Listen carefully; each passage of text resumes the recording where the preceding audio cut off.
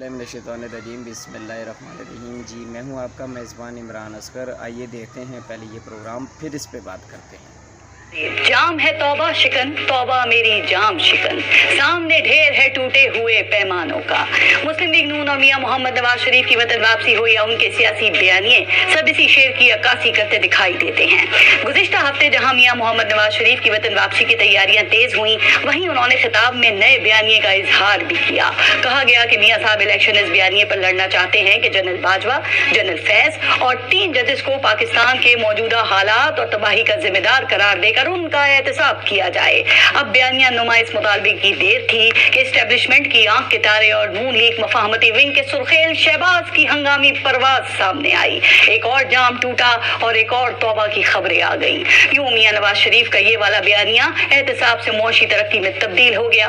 General Musharraf کے martial law کے بعد جیل میں قید میاں نواز شریف نے تاریخی ڈیل کی اور خاندان سمیت جدہ کے سرور پیلس کے مکین ہو گئے۔ اب جب ہر طرف سے ڈیل کا شور بلند ہوا نا، تو نون لیگ کی طرف سے کسی بھی قسم کی ڈیل اور واپس نہ آنے کے معاہدے کی بار بار تردید کی گئی، لیکن ڈیل کا یہ جام اس وقت ٹوٹا جب عرب ممالک کی طرف سے ڈیل کا معاہدہ سامنے آ گیا۔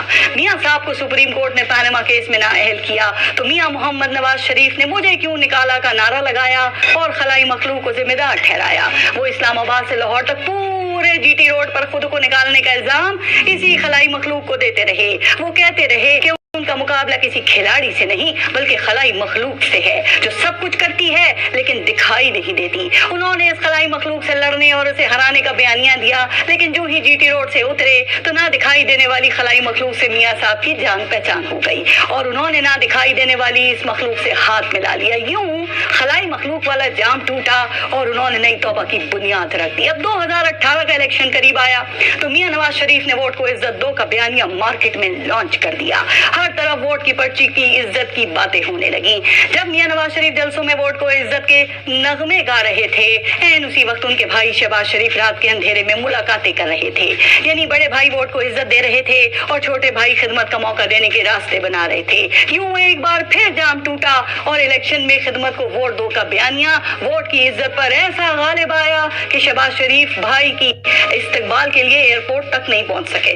پھر میاں صاحب کی گجرانوالہ کی تقریر، وہ کسے یاد نہیں ہے؟